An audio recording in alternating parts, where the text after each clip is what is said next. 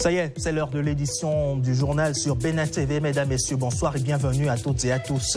Au sommaire de ce 20h, le ministre porte-parole du gouvernement dans son émission Face à l'actualité. Quelle réponse l'État apporte-t-il aux inondations dans diverses localités du fait des fortes pluies qui s'abattent sur le Bénin depuis plusieurs semaines? Vous le verrez, la situation reste préoccupante au plus haut sommet de l'État. Quand la machine inspire l'artiste sans remplacer son génie, une nouvelle révolution créative est en marche. L'intelligence artificielle s'invite désormais au cœur des univers artistiques. Entre promesses d'innovation, interrogations éthiques et préservation de l'identité créative, un atelier vernissage a réuni artistes et passionnés autour de cette transformation qui redessine les frontières de la création. Des routes englouties, des habitations envahies par les eaux et des populations contraintes de s'adapter au quotidien. Le Bénin, à l'instar de plusieurs pays de la sous-région, fait face ces derniers temps à de fortes pluies, des inondations qui touchent plusieurs localités avec leur lot de difficultés pour les populations. Face à cette situation, quelles sont les mesures prises par le gouvernement? Le ministre porte-parole du gouvernement abordait le sujet dans son émission Face à l'actualité. Un extrait de ses explications avec Jérôme Humbo et Mohamed Bi.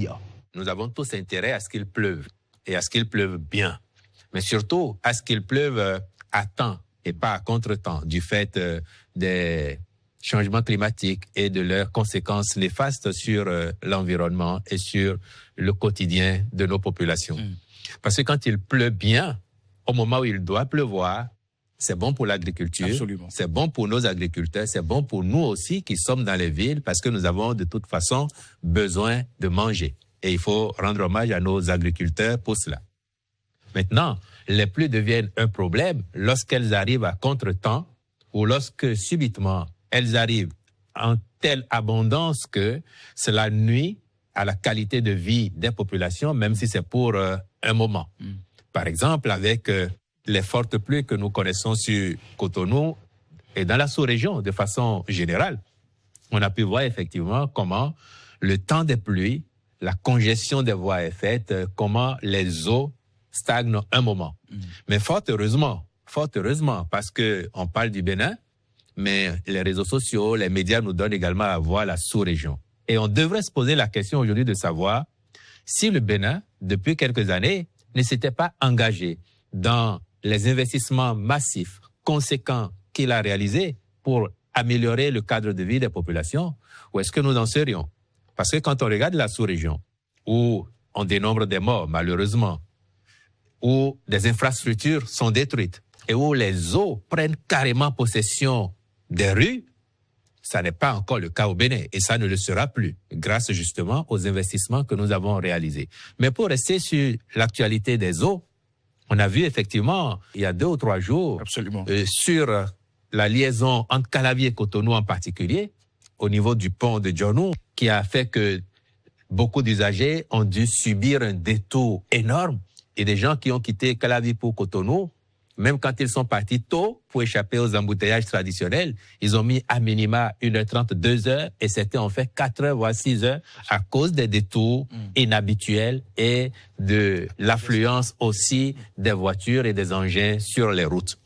Mais là-dessus, je peux vous dire, nous avons été dans l'anticipation. Parce que vous devez vous souvenir, même si je pense que nos concitoyens qui nous suivent n'ont pas le souvenir de ce que je vais dire, vous au moins vous devez vous souvenir de ce que, il y a 2 ans déjà, le gouvernement avait annoncé les travaux de reprise de ce pont de Djonou. Il aurait dû être déjà reconstruit totalement, plus moderne, plus grand. Autant que le vieux pont de Cotonou, que nous appelons ancien pont. C'est ça. La décision avait été déjà prise de les réaliser sur budget national. Il se trouve qu'entre-temps, nous avons vu les choses en plus grand, plus moderne et futuriste, et nous sommes entrés dans un programme avec la Banque mondiale, un programme dit de mobilité urbaine, et dans ce cadre-là, la reprise du pont de Djonou, comme celui de Cotonou, le vieux pont, s'agissant de lui, a été intégrée dans ce programme de mobilité urbaine. C'est ça qui a fait que la réalisation de ces 2 ponts a été différée. Les accords ont déjà été signés, rassurez-vous, avec la Banque mondiale. Mais il fallait reprendre les études structurer autrement les projets parce qu'à terme, nous voulons également favoriser le transport fluvial. De Porto Novo jusqu'à Calavi, en passant par Cotonou, mettre en exploitation nos plans d'eau. Et pour ça, il nous faut des ponts d'une certaine dimension. C'est pour cette raison que le pont de Djonou est encore dans cet état et a malheureusement produit les inconforts que nous avons observés du fait de ces pluies. Mais quand la situation est arrivée, tout de suite, le gouvernement a apprécié et l'une des réflexions du chef de l'État était de demander au ministre du Cadre de Vie et des Transports de voir comment on accélère la réalisation de ce pont pour que dans les années à venir, nous ne vivions plus la situation qui a été enregistrée il y a quelques jours. Et dans l'immédiat, le ministre du Cadre de Vie a pris les dispositions pour qu'avec une pelle amphibie, il y ait une intervention d'appoint qui soit faite là afin de faire drainer davantage les eaux en améliorant la profondeur pour que cela ne stagne plus au point de déborder et de créer les ennuis que nous avons connus. Cela dit, les travaux de reprise de ce pont dans le cadre du programme de mobilité urbaine devraient durer 2-3 ans quand ça va commencer, mais c'est pour dire qu'à l'arrivée, nous aurons de meilleurs conforts de circulation et que les eaux ne resteraient plus là comme on a observé cette fois-ci. Et ça doit nous rassurer parce que quand nous voyons le programme qui a été fait dans Cotonou pour assainir, et pas que, habituellement... Vous voulez parler du PAPC, je veux parler du programme d'assainissement pluvial de Cotonou en particulier, associé à asphaltage dans son ensemble, mais particulièrement le PAPC, qui, quand bien même, il n'est pas encore totalement achevé, nous permet aujourd'hui de vivre plus sereinement, malgré les pluies qui tombent, et même lorsqu'elles tombent en abondance, parce que les eaux sont mieux drainées, les exutoires sont connus, et les eaux vont vers leur lit naturel d'écoulement, ce qui fait que, contrairement à ce que nous observons ailleurs, les eaux à Cotonou aujourd'hui n'en imposent plus particulièrement aux populations. Donc les perspectives sont plutôt très bonnes et je crois que nous devons être rassurés de ce que, avec la détermination du gouvernement, les travaux prévus seront réalisés et à partir de là, nous vivrons mieux et nous conjuguerons au passé certaines anomalies, certains inconforts que ces pluies nécessaires nous causent lorsqu'elles viennent trop en abondance et parfois à contretemps. Restons toujours dans l'actualité nationale, mais cette fois-ci sur le terrain des institutions. Les réformes engagées sous l'impulsion du président Romuald Wadagné apportent d'importants changements dans l'architecture politique et administrative du pays, notamment avec la mise en place du Sénat et la nouvelle configuration du Conseil économique et social. Quel rôle jouent désormais ces institutions dans le fonctionnement de la République? Élément de réponse avec Wilfried Léandre Rungbeji, le ministre porte-parole du gouvernement. Le président Wadagné a formé un gouvernement, le président Talon avant lui, et vous avez vu d'éminentes personnalités qui n'ont jamais mis un pouce ou un orteil en politique.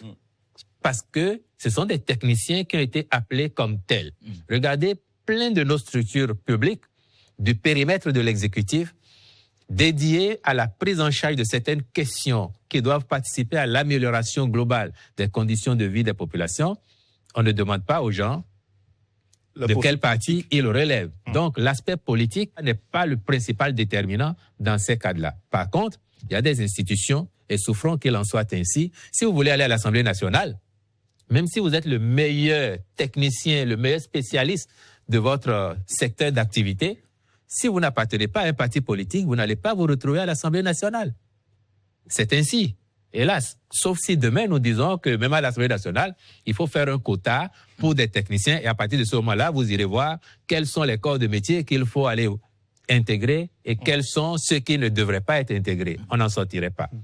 Le Sénat, par essence, lui, il est davantage encore plus politique, mais alliant également de la technicité parce que vous avez des anciens présidents de la République, des anciens présidents de l'Assemblée nationale, des anciens présidents de la Cour constitutionnelle, des gens qui ont été au commandement des forces de défense et de sécurité. Et si tout cet ensemble ne fait pas les 25 prévus, la différence est apportée par le président de la République et le président de l'Assemblée nationale. Donc, ceux qui ont été nommés pour aller au Sénat, si les membres de droit atteignaient le nombre de 25, les 14 personnes qui ont été désignées mercredi ne l'auraient pas été. Voyez-vous? Donc, oui, pour que nous ayons des institutions pertinentes, efficaces, et cela me permet de revenir sur le CES. D'accord. Parlons-en. Il y a eu une réforme ambitieuse du Conseil économique et social pour en faire une institution davantage au service de la population et du développement de notre pays. Et nous avons vu comment, pendant le mandat transitoire qui s'est achevé là, l'équipe, avec son président en tête, a pris à cœur sa mission, a écumé notre pays, a tenu des rencontres avec les populations pour leur apporter le message de la République, des institutions, leur expliquer telle décision, telle loi. Ça montre l'efficacité d'une telle institution et désormais, la pratique ne devrait pas déroger à ce qui a été institué grâce à cette réforme. Et je crois que les populations apprécient bien de voir un Conseil économique et social plus proche d'elles et plus efficace aussi que cela n'a été par le passé. Et puis, je finirai avec le souci de rationalisation qui anime les dirigeants que nous avons aujourd'hui. Notre pays dans son ensemble, parce qu'au-delà des dirigeants, c'est tout le peuple béninois qui va dans ce sens. On vient de modifier la loi sur le Conseil économique et social en lui intégrant les fonctions du médiateur de la République. Jusque-là, il y avait une institution à part, la médiature, mais désormais, on sait que le premier vice-président du Conseil économique et social va porter les responsabilités de médiateur de la République. Cela participe aussi donc du souci de rationalisation et d'efficacité de l'action publique au service de nos citoyens. Cap à présent sur la diplomatie, la ministre ou le ministre des Relations extérieures de l'Angola à la tête d'une importante délégation a été accueilli à Cotonou dans le cadre de la première session des consultations diplomatiques et politiques entre le Bénin et l'Angola. Une rencontre de haut niveau qui marque une nouvelle étape dans les relations entre les deux pays avec l'ambition de renforcer leur coopération dans plusieurs secteurs stratégiques. Le point avec Marcela Rossi et Mariano Ganco.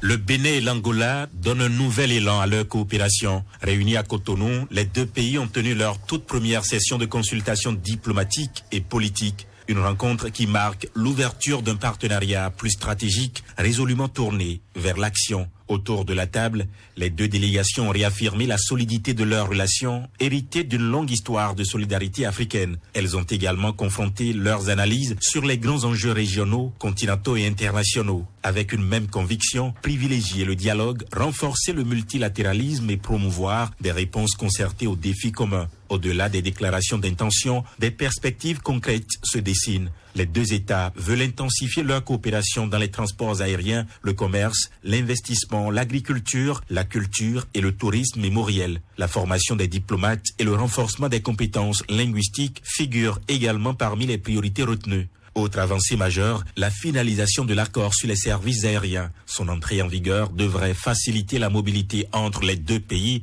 rapprocher les opérateurs économiques et stimuler les échanges. Le rendez-vous est déjà pris pour 2027 à Luanda. Le Bénin et l'Angola y tiendront la première grande commission mixte de coopération. Une nouvelle étape pour consolider un partenariat qui entend désormais produire des résultats concrets au bénéfice des deux peuples.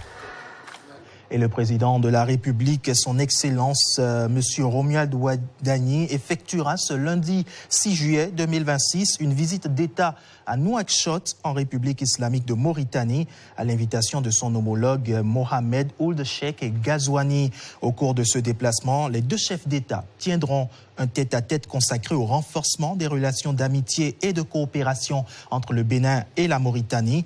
Les échanges porteront sur les axes prioritaires du partenariat bilatéral ainsi que sur les questions régionales d'intérêt commun.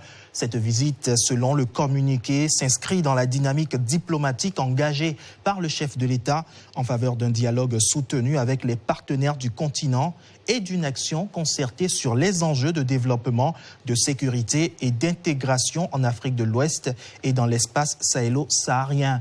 Un communiqué conjoint sanctionnera les travaux à l'issue de cet entretien. Place à présent à l'innovation dans ce journal. L'intelligence artificielle s'impose désormais dans les univers créatifs. Entre nouvelles opportunités, questionnements et préservation de l'identité artistique, un atelier vernissage a réuni artistes et passionnés autour de cette révolution technologique. Reportage Mathieu Sédémenji, Saint-Iche-Quincamp. Peinture, création numérique et échange d'idées. Le temps d'une soirée, artistes et public explorent les défis et les nouvelles possibilités qu'offre l'intelligence artificielle dans la création artistique. Alors l'IA peut servir dans le domaine artistique en facilitant plusieurs tâches, c'est-à-dire il peut faire des recherches, que ce soit des recherches rédactionnelles, d'écriture sur des projets, que ce soit des foires, des expositions à l'international. Parce que l'artiste est souvent limité. L'artiste, lui, il est là juste pour peindre. Et donc, se subdiviser en plusieurs parties, c'est un peu compliqué. Donc, l'IA peut l'aider à alléger ces tâches. Mais si l'IA révolutionne certains usages, elle ne saurait remplacer l'identité culturelle, qui reste profondément humaine. On a des images qui nous parlent du Fa, qui nous parlent de tout ce qui a rapport avec le vaudou.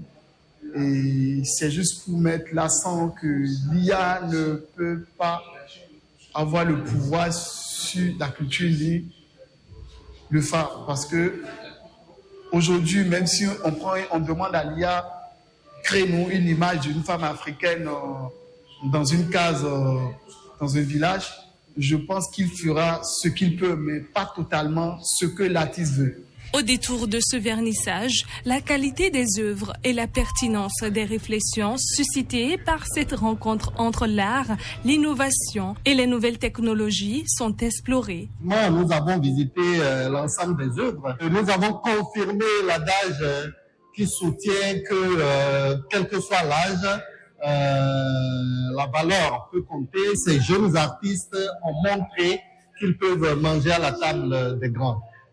Il suffit de voir leurs œuvres, de voir les matières avec lesquelles ces artistes-là travaillent et de voir le rendu qu'ils nous ont présenté ce soir. Très intéressant, et ceux qui ont choisi de donner à ces artistes-là leur chance ont raison de le faire. Quand l'art rencontre l'intelligence artificielle, c'est un alliage entre la sensibilité de l'artiste et la technologie pour enrichir sa création. Parlons toujours culture dans ce journal. À la suite du Dankourou, la célébration du nouvel an traditionnel Baatonou se poursuit à Parakou. Dans la cité des Kobourou, depuis vendredi, les festivités ont débuté par une veillée de chants et de danse devant le palais royal de Ganon, avant une journée de rites autour de la mare sacrée d'Hérault. Une tradition où spiritualité, culture et quête de paix se rencontrent. Immersion avec Ronald Robinson et Abdoulafou Idrissou.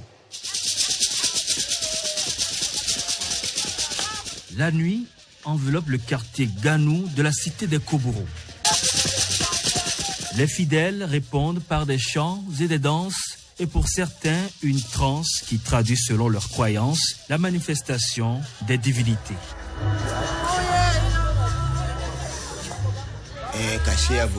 Ce que vous constatez devant mon palais, ce n'est qu'une cérémonie qui donne les couleurs de la grande cérémonie qui se passera demain au niveau de notre marigot fétiche que nous appelons Ganou d'Hérault. Donc c'est ce marigot fétiche-là qui a donné ce nom Ganou à la localité. C'est là où toutes les cérémonies se passeront. Au lever du jour, la foule se déplace vers ce qui reste de la mare sacrée d'Hérault. Ce site est un symbole vivant de leur histoire et de leur spiritualité. D'Hérault, c'est un marigot sacré. N'importe quel problème, même les soucis d'enfantement, trouvent ici solution. Tu repars satisfait. Cette divinité, c'est une divinité ancienne, une divinité qui est reconnue sur le don. Tout ce qu'on vient demander ici, lui, il est là pour donner. Ici, place au rituel proprement dit. Les sacrifices de bœufs marquent l'ouverture d'une célébration très attendue. Cette édition, exceptionnellement organisée à Parakou, a réuni des fidèles venus de plusieurs localités du Septentrion. Aujourd'hui, nous sommes ici, c'est pour célébrer d'abord le nouvel an de l'ère culturelle Batonou. Les années antérieures, nous avons l'habitude de célébrer cette fête-là à Niki. Soit c'est le 10 janvier, soit c'est le nouvel an de l'ère culturelle. On a décidé de nous regrouper, de nous rassembler depuis hier pour fêter et aussi prier pour la nation. Quand les tambours se taisent, Derou rappelle que les traditions continuent de façonner l'identité de nombreuses communautés. Parlons danse à présent dans ce journal avec cette nouvelle preuve de la capacité des filles à occuper la scène. Elles l'ont une fois de plus démontré ce samedi à la 5e édition du Festival international Obinrin. Suivons dans l'élément qui va suivre quelques extraits de la scène et surtout les impressions des lauréats dans cet élément que nous propose Jérôme Mongba.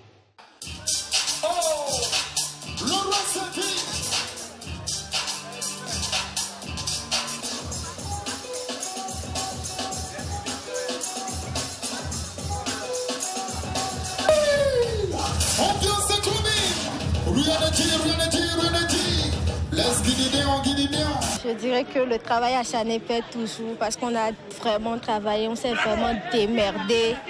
Vraiment, on a fait de notre possible, que ce soit dans la pluie, quand il y a le soleil, peu importe, à tout moment de la nature, on était tout le temps en train de travailler. Donc franchement, merci à nous et merci à notre coach qui nous a beaucoup aidés. Même quand on était fatigués, il nous forçait toujours. Je suis vraiment heureuse.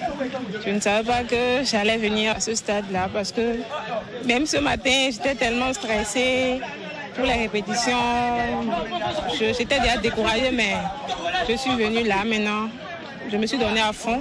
Même avec le stress, je me suis donnée à fond et je suis arrivée quand même. On était coach des filles.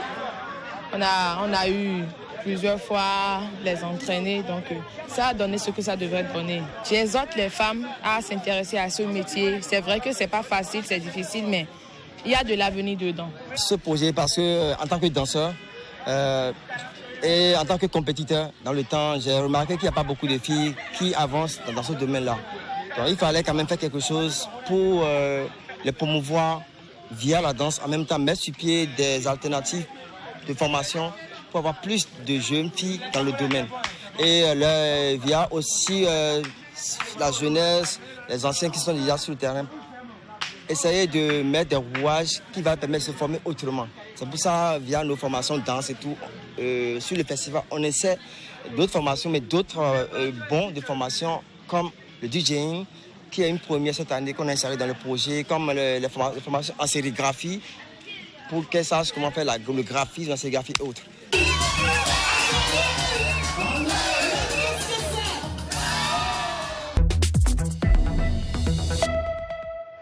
Écho à présent de l'actualité hors de nos frontières au Sénégal. Une course de vitesse entre plusieurs pirogues s'est tenue hier samedi. Et loin du continent, en France, c'est une guerre contre le feu dans les Pyrénées-Orientales. Plus de 1600 hectares sont parcourus par un incendie et 5000 habitants évacués. Un scénario presque identique au Portugal où les pompiers sont parvenus à fixer environ 80% du périmètre d'un important feu de forêt qui a ravagé au moins 13 000 hectares. Le détail dans ce récit de Victorine Bondé. Une course de vitesse entre plusieurs pirogues dans la baie de Ngor. Au Sénégal, une régate s'est tenue hier samedi. Un événement organisé autour de pirogues traditionnelles qui vise à promouvoir la culture sénégalaise. Son autre objectif est de sensibiliser le public aux Jeux olympiques de la jeunesse Dakar 2026 que la capitale sénégalaise accueillera à la fin du mois d'octobre. Un feu gigantesque attisé par le vent, les fortes chaleurs, mais surtout une sécheresse de l'air. C'est une guerre contre le feu dans les Pyrénées-Orientales. La propagation rapide de l'incendie qui a parcouru plus de 1600 hectares a contraint ce jour le préfet à annoncer l'évacuation de quelques 5000 habitants et l'adaptation de l'étape du Tour de France lundi dans ce département avec une épreuve sans public. Canadair, hélicoptères bombardiers d'eau et pompiers travaillent sans relâche pour contenir cet incendie qui s'est déclaré hier soir à Trévillac, près du Canégou, dans les Pyrénées-Orientales. Des pompiers luttent contre un incendie dont la situation évolue favorablement selon la protection civile après 3 jours de feux de forêt dans le centre du Portugal. Il n'y a pas eu trop de vent. Les habitants de São João do Monte gardent donc espoir que cela s'arrête aujourd'hui. Les pompiers portugais sont parvenus à fixer environ 80% du périmètre de cet important feu de forêt qui a ravagé au moins 13 000 hectares, notamment grâce au mécanisme européen de protection civile pour obtenir des renforts. Allez, du football pour vous. À la suite de ce journal, le plateau reporter de la Coupe du Monde 2026 s'ouvre juste après moi, suivi du match des 8e de finale entre le Brésil et la Norvège à 21h. À partir de 0h, du football encore, avec le plateau reporter de la Coupe du Monde et le match des 8e de finale entre le Mexique et l'Angleterre à 1h du matin. Excellente fin de nuit en compagnie de nos programmes. Ce journal, lui, s'arrête ici. Retrouvez demain Naomi Soumano pour une autre livraison de l'actualité demain soir. Merci de votre fidélité à Bénin TV. Excellente soirée à toutes et à tous.